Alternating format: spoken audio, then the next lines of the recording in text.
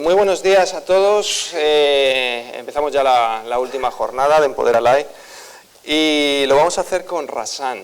Razan, llevo hablando estos días con ella, es una gran defensora de los derechos humanos, se encarga de defender a periodistas ciudadanos y bloggers que están en peligro en Siria y que están en peligro en lo que es el mundo árabe, podríamos decir.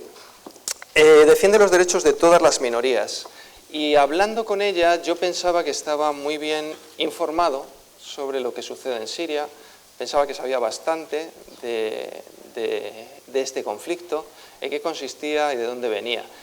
Y aun siendo periodista me he dado cuenta de que tenía un montón de lagunas y no conocía realmente qué es lo que está pasando, aparte de que no me informo en los medios tradicionales, sino intento informarme un poquito en sitios distintos o sitios alternativos.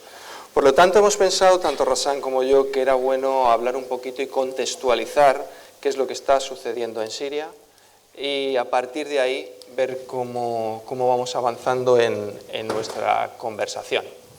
Por lo tanto, creo que vamos a empezar ya. Vamos a empezar con una pregunta que le quiero hacer a Razan. Y después de eso vamos a poner unos vídeos, uno de ellos reciente, que probablemente muchos de vosotros incluyas o hayáis visto, sobre lo que está sucediendo realmente en este país. Then Syria is so nice to meet you, to stay here with you, and thank you very much. Gracias por estar con nosotros aquí en Empoderalai. Mi primera pregunta es, ¿cómo fue Siria en el 2009 y 2010? ¿Cómo era el país en ese momento? En primer lugar, buenos días.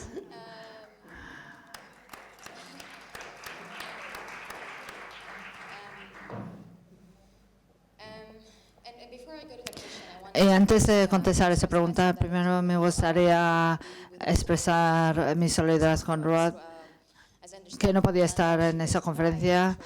Por lo que me ha dicho Yolanda, no le negaron un visado de entrada y es importante recordarse que para gente como yo soy siria y nació en los Estados Unidos y por eso tengo un pasaporte americano y por eso estoy aquí con vosotros hoy, porque hay mucha gente en el mundo por su nacionalidad y sus pasaportes y su perfil racial y acusaciones de inseguridad y terrorismo, se les negaron acceso y visados y asilo. Y por eso quería destacar que hay mucha gente que no está aquí con nosotros hoy por este asunto. Volviendo a tu pregunta.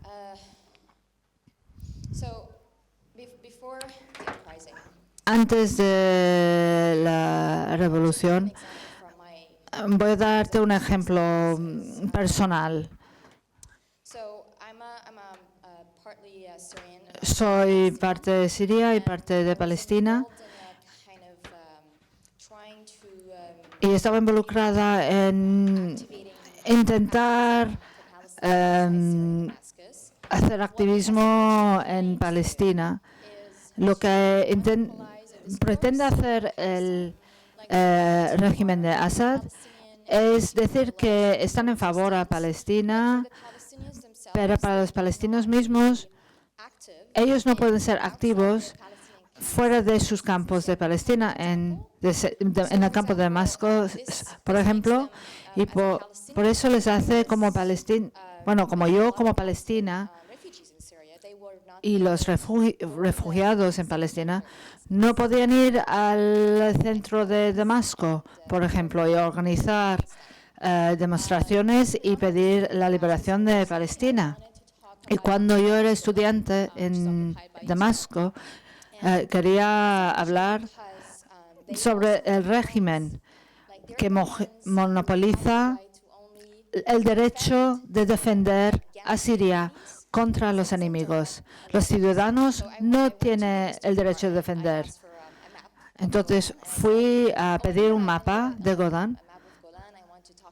Quiero hablar sobre la presentación y me dijo que no podía tener un mapa porque es un asunto de seguridad. Entonces descargué un mapa y le demostré en la presentación, un poco ridículo. Pero lo que quiero decir es que monopolizan la información y el acceso a la información y por eso mucha gente está demostrando. Bloquean al Facebook y muchas páginas web han sido bloqueadas. ¿Cómo fue la revolución en Damasco en ese momento? No nos dejaron sentarnos en una sala decidiendo, por ejemplo, yendo a la casa de un amigo y alguien quería enseñar una película de un sirio que criticó la corrupción en Siria. Es un cinematográfico muy potente y era un modelo de autocensura y la policía vinieron por nosotros y la policía secreta porque y estábamos enseñando la película dentro de nuestra casa. No hay ninguna libertad de expresión. Se han monopolizado todos los medios de comunicación y asignados por el gobierno. El medio estatal, desde luego, no es un medio libre. Cualquier persona que atreve, incluso de forma anónima, lo que dice el Estado por los medios, está detenido y algunos, si son religiosos, les acusan de ser islamistas y de ser terroristas. Desde los años 70, la parte derecha de Siria ha sido en contra del régimen y les han detenido durante años. Por ejemplo, uno fue detenido durante 16 años. Y hay muchos ejemplos.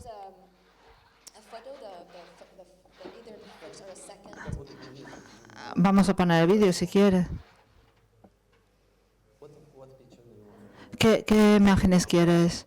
El segundo, ¿no? Es una foto de una masacre Hamas en la cual Assad ha ganado su control y terrorizó la gente de Siria durante 40, 50 años. ¿Tú quieres demostrar los vídeos de cómo es Siria ahora mismo?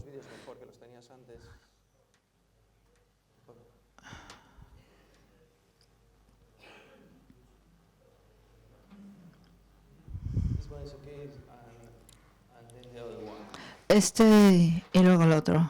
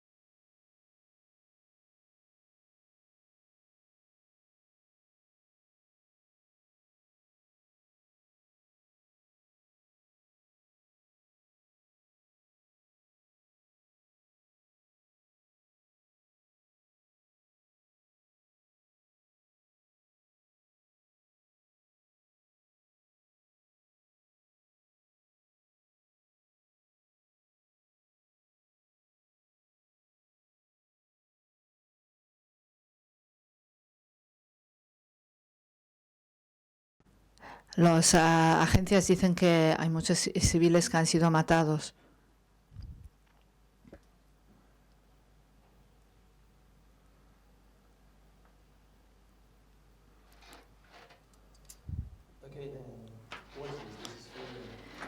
¿Qué es eso? ¿Eso sería ahora mismo? ¿Puedes describir lo que estoy viendo ahora? Como ha dicho el vídeo, esto fue tomado este año durante un corte de fuego y ha sido bombardeado por los militares del gobierno. Y una cosa que hay que quedar claro, que los únicos que tienen aviones son el gobierno y Rusia, y la oposición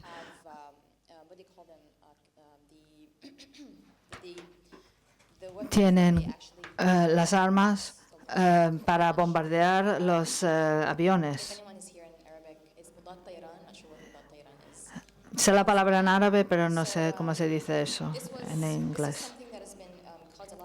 Es una cosa que ha causado mucho los ONGs y los médicos a no compartir la información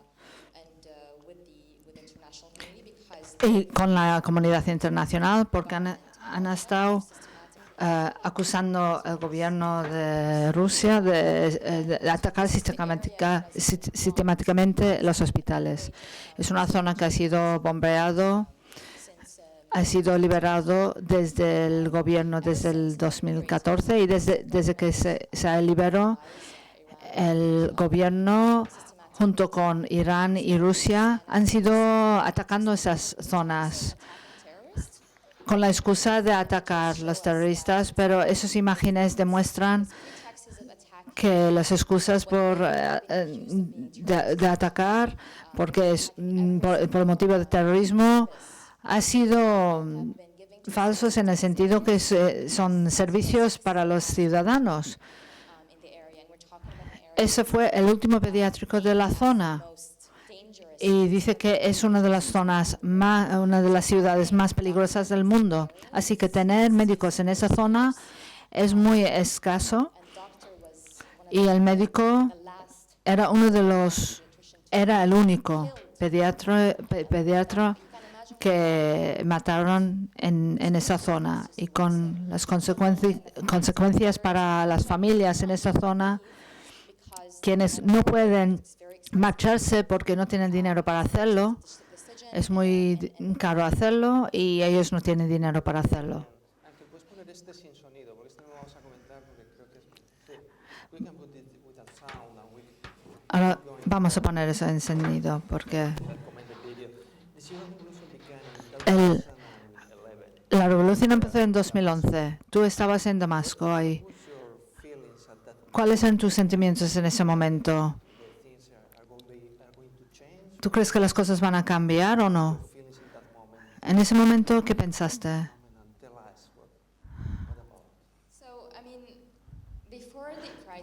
Antes de la revolución, yo estaba intentando buscar universidades en los Estados Unidos para hacer un doctorado. Justo había terminado mi máster en Líbano y pensaba, ya no tengo nada que hacer en Siria, yo no puedo protestar, yo no puedo bloguear, no puedo hacer nada, no puedo ver una película, no puedo quedar con mis amigos para pensar cómo cambiar las cosas. Tenemos miedo de hablar entre nosotros. Y era un horror. Para mucha gente es difícil entender cómo es vivir en Siria, porque es como andar en la calle todos los días con gente alrededor donde no puedes mencionar la palabra Assad. No puedes vivir un día sin Assad en tu cara, en tu mente. Es vivir en un país donde sabes que él siempre va a estar encima tuyo. Y por eso, cuando la revolución empezó en Túnez, dejé de mirar doctorados en los Estados Unidos y yo pensaba, ¿por qué estoy haciendo una vida en los Estados Unidos cuando puedo hacer una vida en mi país?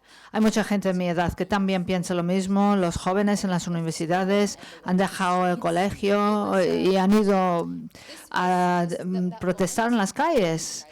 Y el momento que estás describiendo es lo que me impulsa hoy en día.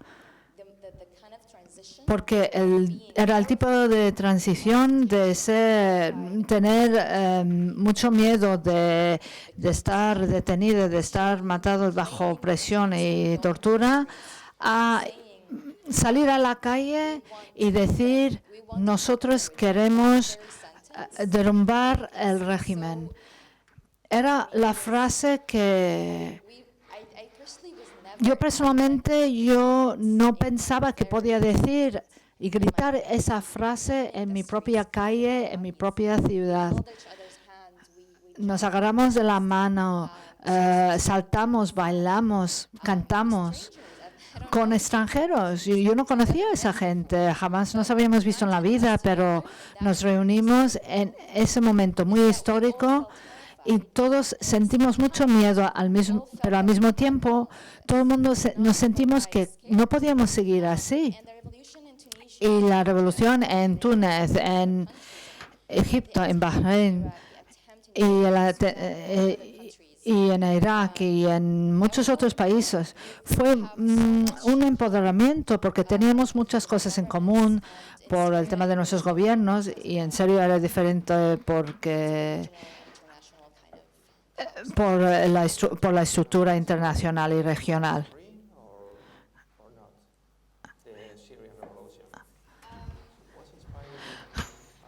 ¿Qué es lo que inspiró el Arab Spring? ¿O es algo diferente? Las revoluciones regionales, cada una tiene su propia razón. Creo que es importante hablar de la palabra primavera árabe, porque igual pensamos que solo los árabes estaban en contra del régimen. Por ejemplo, yo no soy árabe, yo no sé lo que soy, ni quiero saberlo. Pero las ideas, la idea es que hay kurdos, hay shias, hay caucasianos, hay armenios, hay muchas etnicidades en la región han participado en esa revolución. Esta revolución no era solo para árabes, es para todos, incluso para los inmigrantes en la zona. Eso es una revolución contra un sistema que está intentando derrumbar a todos. Tengo una cosa que no puedo entender. ¿Cómo puede ser posible que hay distintos grupos que han conseguido influencia y cómo ISIS ha conseguido consolidarse en la zona? Yo creo que hay mucha gente que no lo entiende, porque es algo imposible de entender. Es importante hablar un poco sobre esto, porque vamos a hablar rápidamente de eso. Había una protesta pacífica en el 2011 y yo participé en esa protesta. La primera respuesta fue con tiroteos y detenidos, detenciones masivas. El ejército, las fuerzas de seguridad detenieron a la gente, iban a los edificios, estaban intentando sacar fotos de todos los que protestaron. Me quitaron el móvil en una de las protestas también. Y cuanto más gente protestaba, más violencia había. Bombardeos, armas químicas, nipón, todo tipo de bomba. Y ahora, como estamos viendo, muchas ocupaciones. Y cuanto más violencia, más la gente quería defenderse.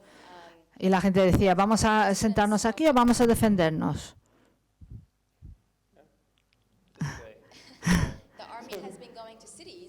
el ejército ha entrado en las ciudades y ha estado cometiendo violencia masiva contra la gente. Así que mucha gente ha empezado a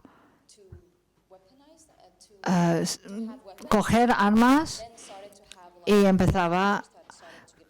había muchos países de la zona que empezaban a dar dinero y armas, y eso es como el ejército ha empezado a desarrollarse en ISIS.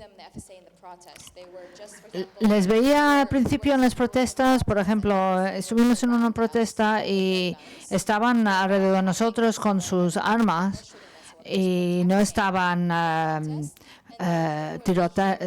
atacando, estaban protegiendo la protesta.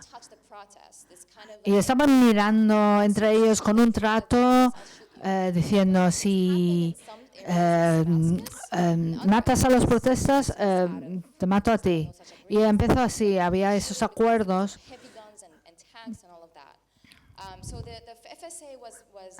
El FSA tenía el primer motivo era de proteger a los protestas, y luego empezaban los conflictos, y cuando la FSA empezaba a desarrollarse, los rusos empezaron, los iraníes empezaron a involucrarse, y cuando la FSA empezaba a liberar las tierras, ISIS se fundió en 2014, que quiere decir que en 2012 y 2013 no había ISIS, solo había FSA y empezaban a liberar tierras. Es cuando la sociedad civil empezaba a florecer en Siria. Había grupos para ayuda, para refugios, para educación, para colegios. Y todos esos servicios empezaban a florecer. Yo estaba en Siria en 2014 y no tenía el velado puesto. Trabajaba con niños en 6 zonas. En 2014 empezaban a atacar a zonas de la FSA. Vinieron a mi oficina. Nos acusaron de ser seculares. Y en ese momento estaba haciendo un tour de los Estados Unidos y los activistas en el pueblo donde vivía les cogieron, les abductaron y había negociaciones durante 15 días. Y, bueno, estoy perdiendo el hilo aquí, pero la idea era que ISIS atacaron a las zonas de FSA porque no había armas en esas zonas, eran zonas débiles, no eran zonas tan militarizadas como las zonas del gobierno.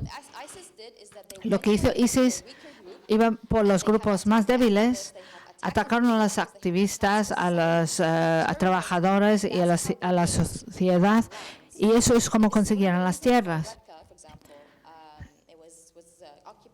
Y eso es porque una de las zonas han sido ocupadas por ISIS.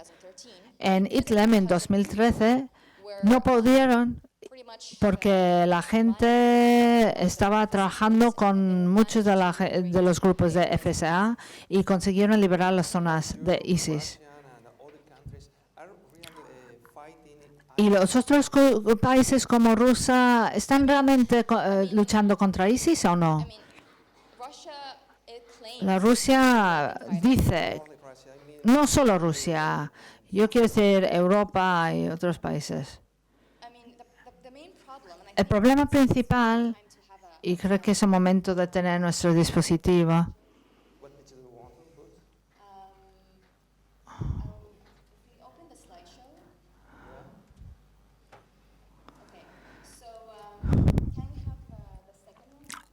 el segundo, por favor.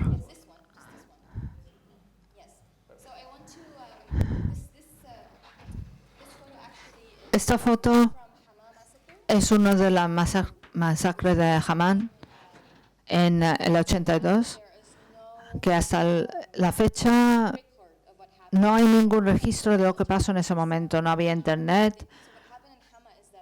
Lo que pasó ahí es que el ejército estaba ahí en ese momento y había una protesta en ese momento islámico y Assad mandaron helicópteros y bombardearon todos los edificios, mataron casi todos los hombres.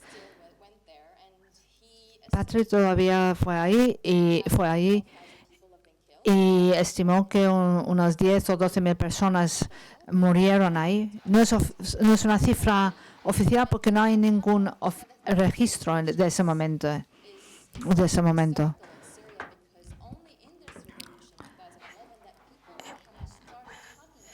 Solo fue en el 2011 que la gente empezaban a hablar de ese masacre. Había silencio y la gente tenía mucho miedo de hablar de ese masacre. La siguiente foto.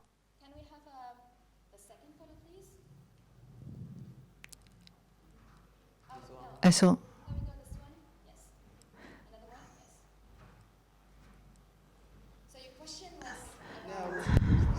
¿Quién es este hombre? ¿Por qué Bashar al-Assad todavía sigue ahí?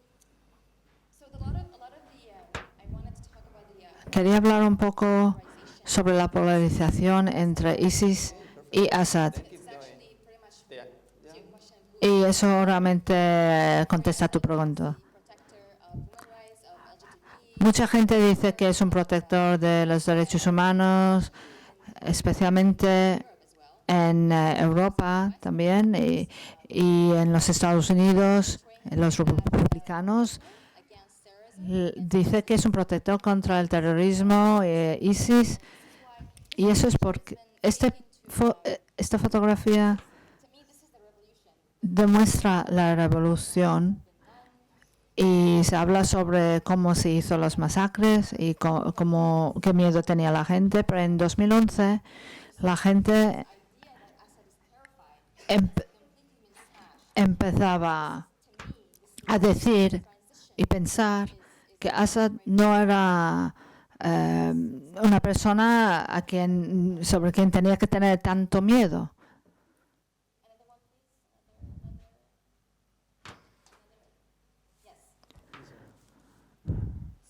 Yo mato a mujeres y niños y el mundo grita ISIS. Es un truco muy simple. Hablando de Assad y quién es, los medios han enfocado mucho sobre los crímenes de ISIS y la violencia, y cuando Assad comete masacres no hay mucha atención en los medios.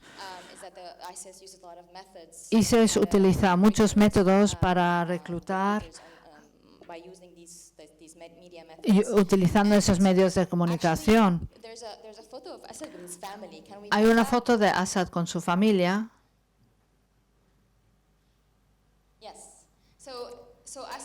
Assad ha contratado una empresa en el Reino Unido y esta empresa tiene la labor de blanquear su imagen. Le gusta el iPad, le gusta escuchar música y imágenes así. Quieren demostrar a la gente, sobre todo en el occidente, su mujer es muy mona, son seculares, quiere mucho a su familia, y al mismo tiempo tenemos la imagen de las mujeres que llevan el velo en la revolución, que son extremistas, son islamistas, son terroristas, son de Al-Qaeda. Así que Assad y los kurdos también. Assad es el criminal que puede hacer lo que quiere por la imagen que él ha pintado y él ha pagado para que lo demuestren de esa forma, porque sostiene un narrativo de que no somos islamistas, no tenemos barba, no somos... Sí que matamos a gente y lo podemos hacer sin recriminaciones. There's a poster of yes. No. Please go on with this. Yes. Another one, please. There's a poster with Assad. Another one, please. Another. Yes. Aquí hay un cartel de Assad. Hace 3 años usé armas químicas para matar a 1.400 personas en una sola tirada. ¿Y sabes qué? Lo conseguí sin recriminaciones. Duró 10 minutos el ataque y hasta hoy nadie la ha hecho responsable de este crimen. Una vez más, por esa imagen de los medios de mostrar a Siria como o islamistas o seculares. Y este ha sido dañar a Siria. Y es una de las razones principales por qué él consigue lo que hace. Estos carteles han sido hechos por activistas y eso demuestra que nadie le hace responsable a esta persona, porque nadie lo acusa de ser islamista, porque solo islamistas le bombardean aquí en Siria desde el 2011-2012. Les formaron para luchar y protegerse contra Assad. Y de forma irónica, y hay mucha gente que no sabe eso, la gente piensa que los sirios quieren a ISIS. Igual algunos lo quieren, pero las primeras personas que han luchado contra ISIS han sido los sirios. Pero eso no lo dicen en los medios de comunicación. ¿Cuántas veces hemos oído que los sirios mismos están luchando contra ISIS? La idea que los kurdos luchan contra ISIS y los árabes no lo hacen es algo que es atraente y impulsa la idea que los árabes musulmanes son terroristas. La idea de dar la bienvenida a los refugiados viene de ahí. Aquí en los medios parece así a veces. ¿Quién es el ejército liberado de Siria? Algunos son soldados que han defectado del ejército de Assad y otros son hombres de los mismos pueblos y ciudades. Y algunos están educados como médicos y todo eso. Pero esa es la gente. Yo les apoyaba desde 2011-12, pero ahora es la guerra. Y en la guerra no hay gente buena, salvo el pueblo. Pero para mí el estándar es con quién se puede negociar y quién no. ¿Y con quién podemos negociar? Es el FSA, los kurdos, y no se puede negociar con Al-Qaeda y Assad. En un lado tenemos Assad y en el otro el FSA. Es una guerra civil. ¿O tenemos que buscar otra palabra para eso? Yo no sé lo que piensas tú sobre eso. Sí.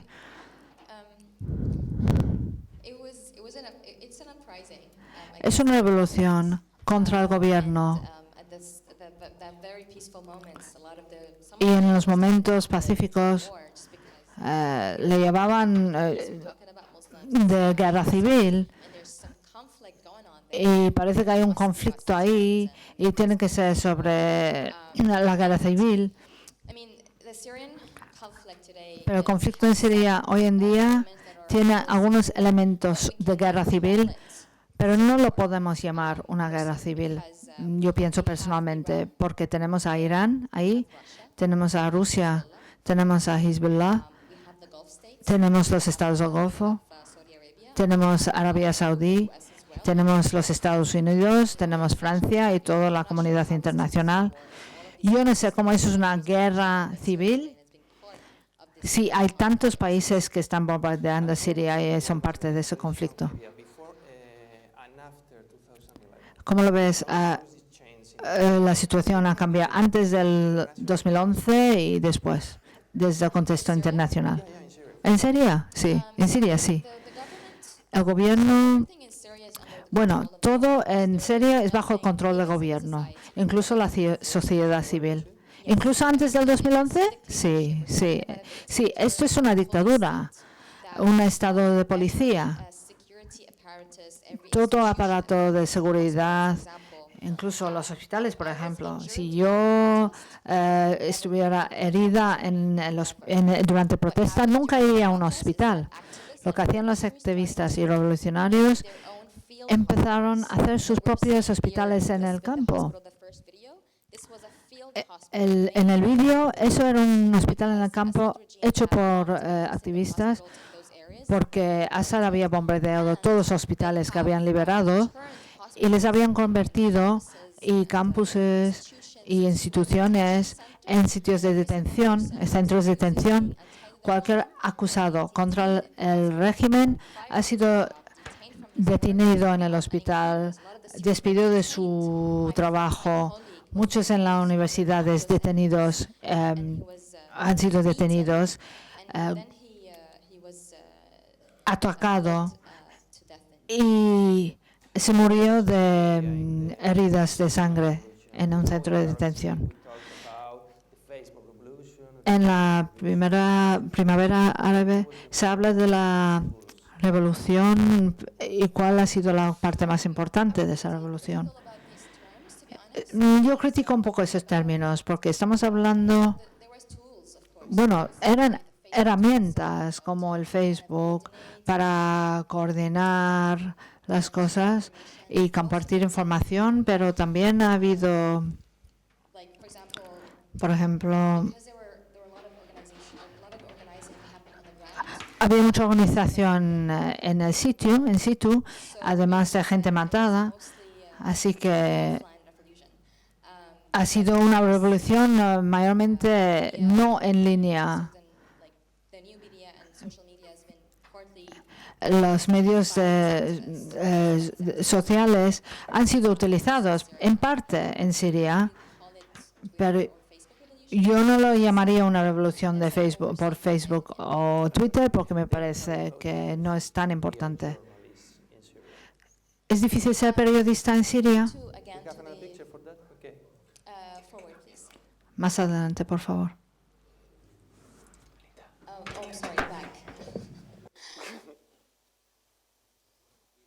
Yes, this one. This is Khaled Laisa. Este es Khaled Laisa. Es un ciudadano que también es fotógrafo y periodista y que sufrió un ataque por Assad en Rusia. Sufrió un ataque mientras estaba en Alepo cubriendo las noticias de lo que estaba pasando por parte de Al-Qaeda, puesto que estaba documentando todos los abusos que se estaban produciendo. Hubo decenas de miles de trabajadores, de personas que estaban cubriendo estas noticias a pie de lo que estaba sucediendo, es decir, eran ciudadanos que estaban denunciando las situaciones peligrosas, cosas que periodistas que vienen del extranjero no podían hacer realmente.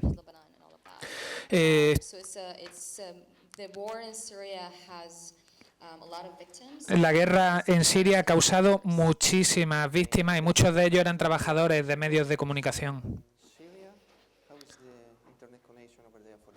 ¿Qué tal está la conexión a Internet en Siria? Bueno, la pregunta me parece interesante. En las zonas que no están controladas por el régimen no hay conexión a Internet de ningún tipo. Durante un tiempo estuve trabajando con mujeres y niños. Mi socio fue quien introdujo un tipo de conexión a Internet a través de satélite.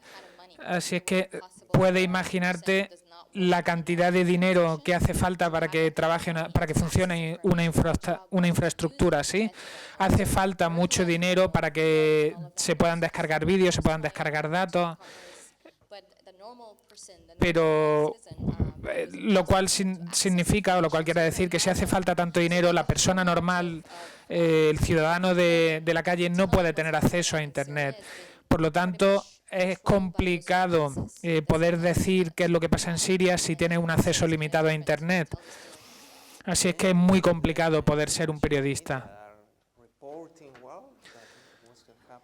¿Los medios tradicionales occidentales están informando de manera correcta sobre lo que está sucediendo en Siria?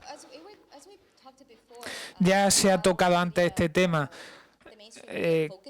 Cómo los medios de comunicación tradicionales se centran en el ISIS y no se centran en los crímenes que está cometiendo Assad.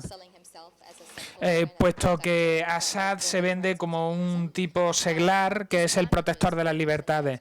Este enfoque periodístico daña mucho a la sociedad y gran parte de la sociedad está influida por esta visión.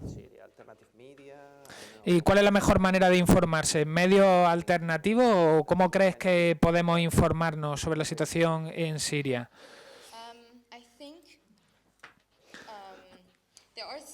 Me parece que hay algunos periodistas muy buenos, hay personas que realmente conectan con la gente a pie de calle, están trabajando con los ciudadanos a diario y reciben información muy actualizada. Esa gente normalmente no se fían únicamente de una fuente de información, sino que utilizan muchas fuentes de muchas regiones. Y no solo se fían de lo que dicen los hombres, sino que también acceden mucho a la información que les dan las mujeres. Así es que me da la impresión de que cuanto más investiga un periodista, mejor es la historia que puede contar. Me parece que la mujer en Siria se encuentra en otro lugar. ¿Qué papel juega la mujer en el conflicto de Siria? Avancemos con las diapositivas, por favor.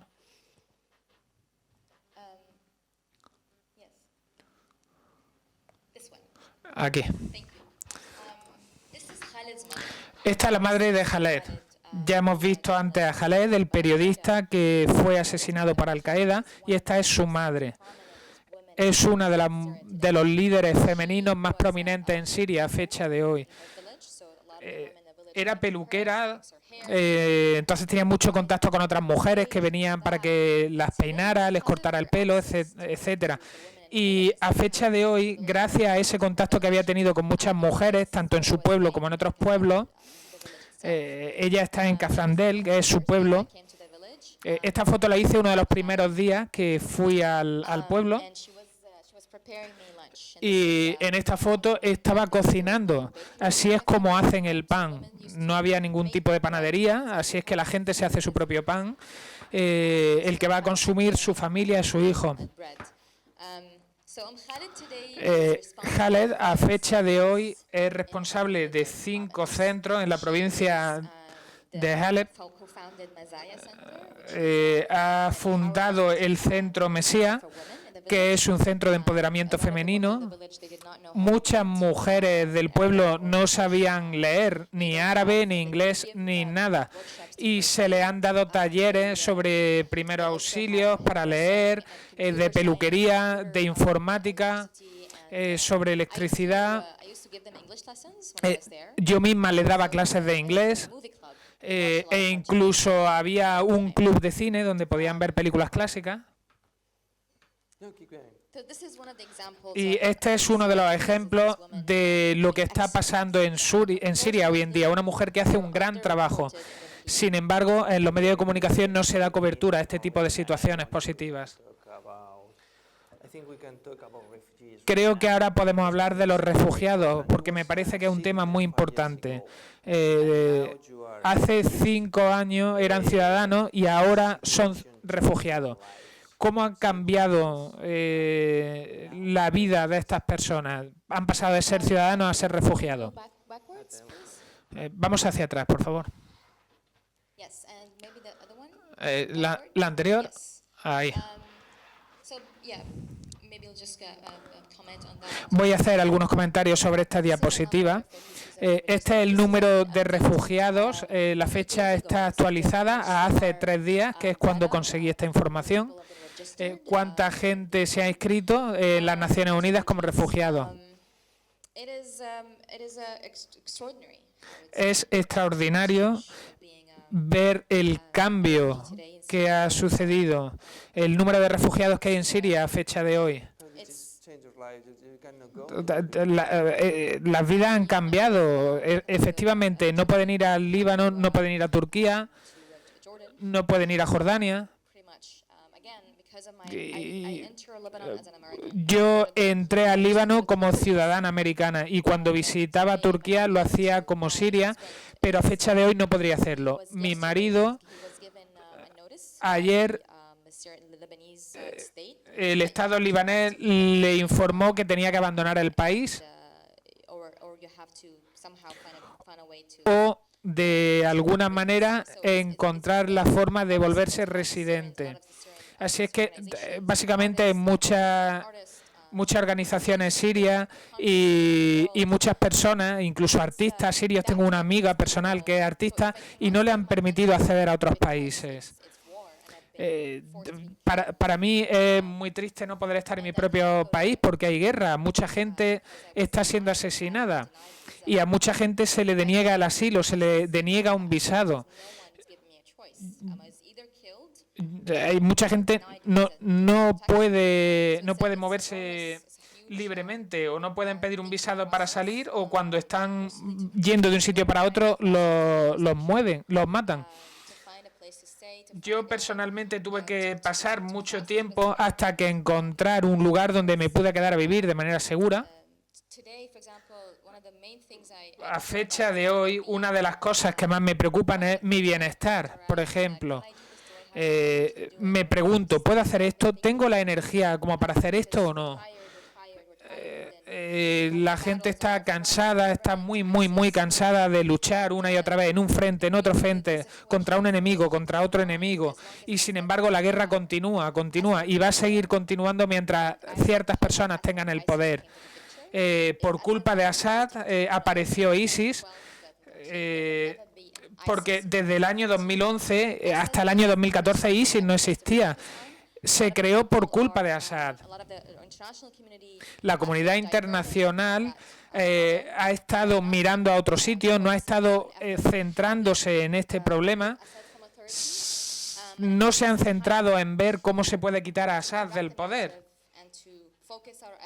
Y ya va siendo hora de que empecemos a centrar nuestros esfuerzos, nuestra visión en detener la violencia. Tenemos que hacer que Assad deje el poder. Tenemos que conseguir que haya unas elecciones libres y que se pueda elegir a un presidente para el país, acabando con la violencia.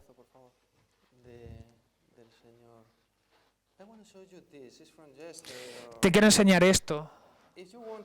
Es de ayer. Si quieren, no lo comentes. No sé si alguno de vosotros vio esto en Twitter ayer. Es Donald Trump Jr. ¿Queréis comentarlo? Creo que es horrible. La imagen dice, esta imagen lo dice todo. Acabemos con la agenda políticamente correcta que no pone a América por delante de los demás.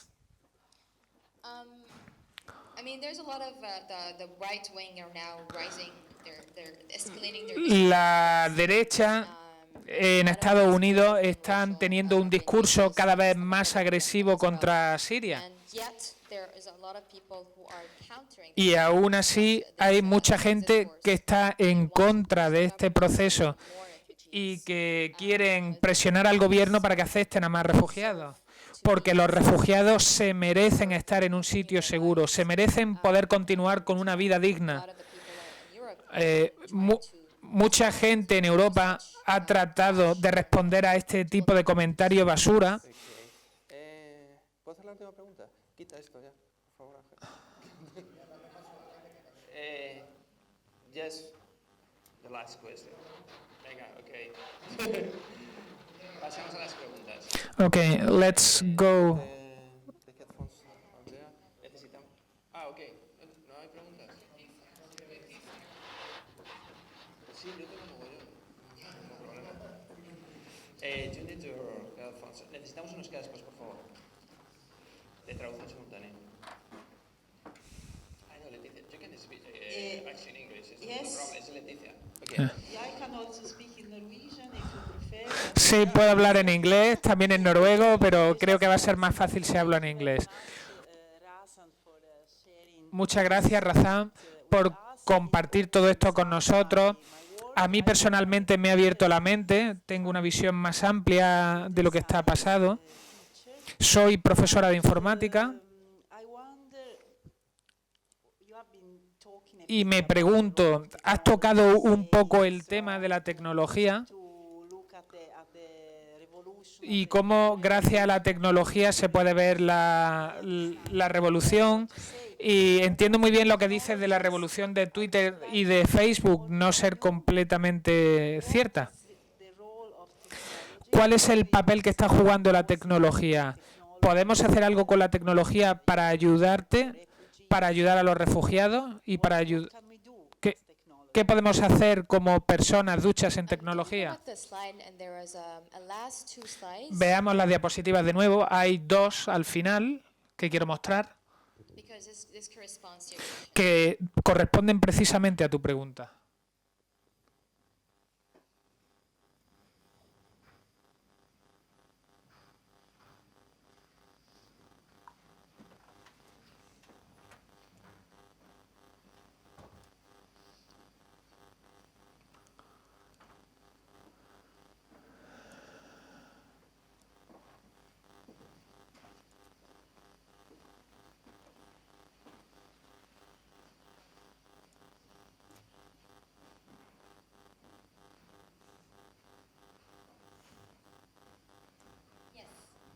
Sí.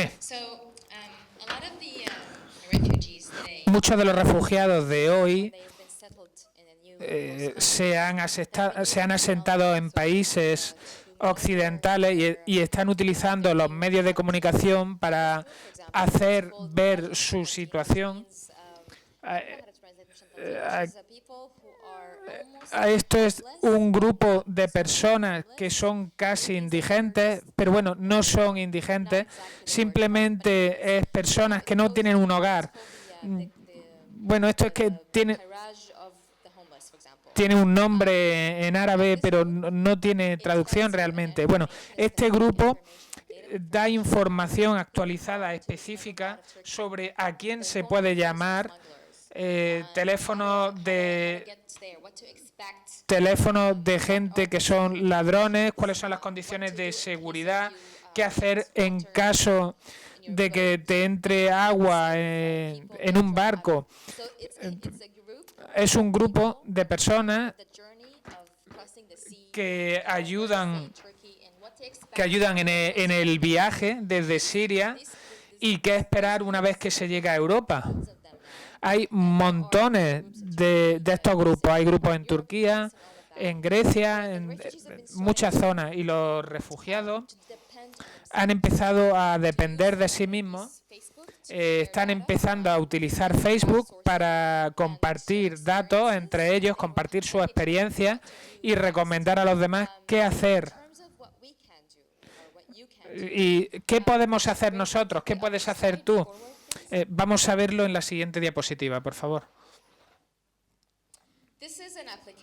Esta es una aplicación que también ha sido diseñada por un grupo de refugiados en Alemania que trata de la burocracia alemana. Se llama Buró Loca, Buró Crazy. Así es que yo, como alguien que ha vivido la mayor parte de su vida en Siria y se fue a estudiar a Inglaterra, hablo inglés, tengo mi visado, sé a dónde ir, conozco a mis profesores, tengo un sitio donde quedarme. Para mí, la transición de Siria a Reino Unido fue enorme. Así es que imaginaos cómo puede ser para una persona que accede de manera ilegal, sin hablar el idioma, sin tener un sitio donde ir. Así es que esta aplicación la han desarrollado un grupo de refugiados para tratar de ayudar a la gente a superar los obstáculos con los que puedan encontrarse. Hay mucha gente ha estado ayudando a los refugiados de manera activa y explican cómo pueden asentarse en estas zonas, en estos países. Así es que espero que esto responda a tu pregunta. ¿Alguna preguntita más? Sí, por allí, por allí. Hay un señor allí solo. Okay, vale. Bueno, Rosa, muchas gracias por tu testimonio, por traernos toda esta verdad, ¿no? En el medio del caos. A mí también me interesa mucho el punto de vista... ¿Lo tienes ya, Rosan? Sí. ¿Es okay?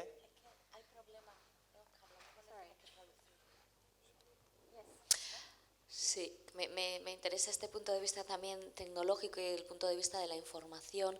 Tú que trabajas mucho también, ¿no?, con bloggers, con periodistas ciudadanos, no sé si establecéis o existe algún tipo de nexos en los que periodistas de fuera del país puedan ponerse en contacto con estas fuentes fiables dentro de Siria, con estos blogueros o con estos periodistas ciudadanos que sí pueden dar imágenes, vídeos, documentos que ayuden a dar testimonio de lo que está realmente sucediendo con Assad.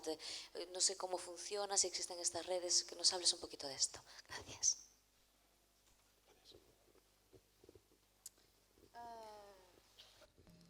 Gracias, buenos días.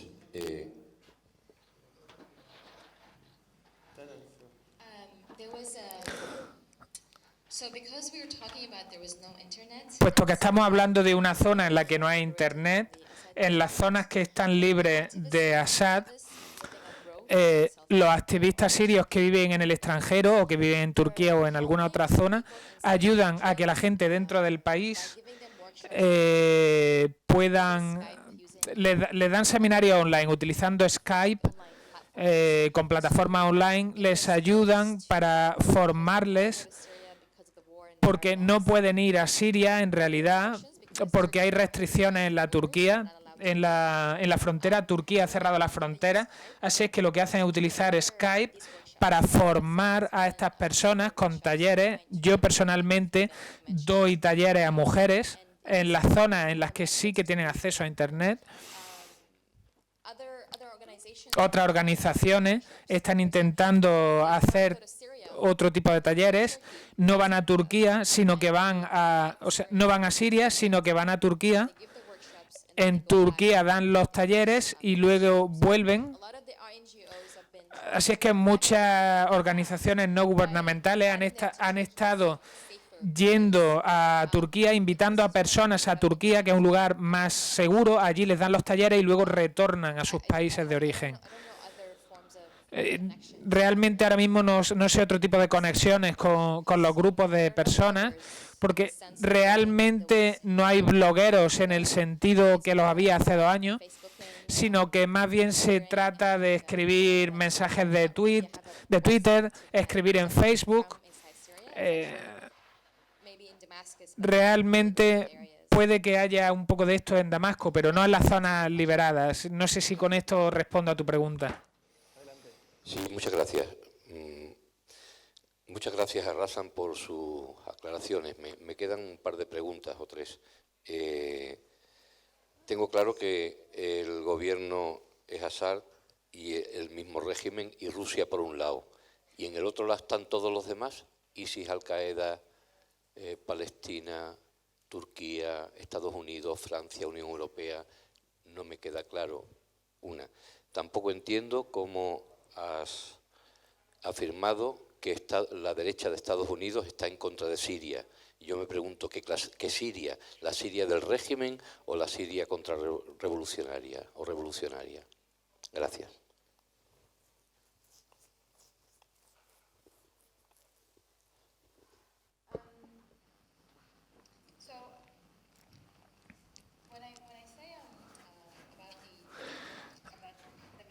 Cuando hablo de los medios, Sorry.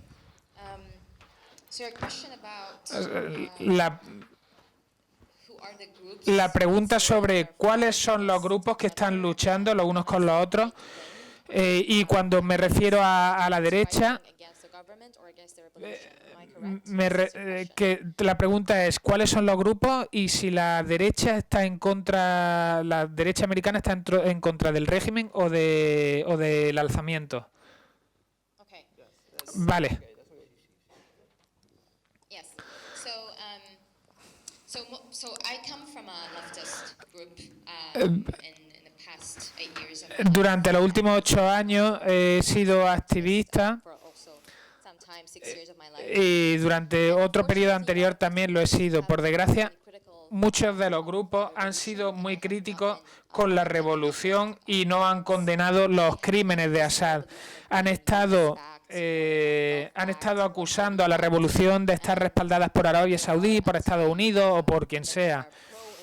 Así es que hay gente que es pro-imperialismo y Assad es anti-imperialismo.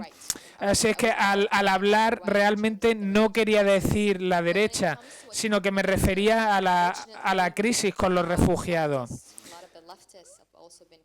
Hay muchos grupos que han sido críticos con la refugión, que no han apoyado lo suficiente el alzamiento,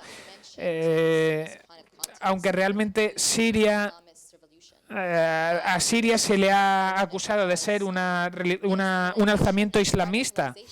Así es que la radicalización de Siria se ha producido a lo largo de varias fases, y estas fases han sido todas mientras Assad estaba en el poder. Así es que si no hubiera pasado todo lo que pasó en 2011-2012, Assad no existiría a fecha de hoy. Siempre me gusta acabar de forma positiva y quisiera preguntarte, ¿qué podemos hacer como ciudadanos?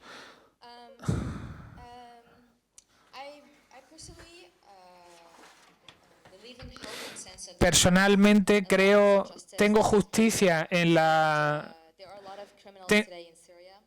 tengo esperanza en la justicia. Hay muchos criminales en Siria y muchos de estos empezaron a matar gente desde el año 2011, muchos bajo el mando de Assad. Espero que se hagan esfuerzos para que se le haga rendir cuenta a estos criminales. Así es que tengo esperanza, aunque ayer mismo se produjo un bombardeo sobre un hospital. Se supone que hoy había un alto al fuego, pero ya lo han violado los rusos. Espero que todo este tipo de violaciones acaben teniendo responsabilidades, porque a fecha de hoy nadie le pide responsabilidades ni a Assad ni a nadie.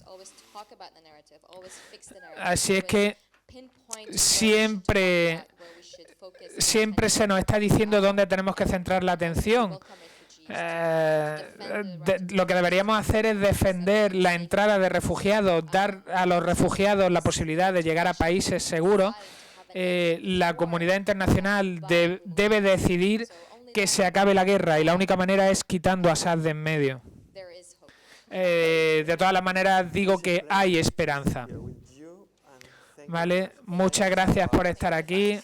Gracias a vosotros por invitarme. Gracias a todos.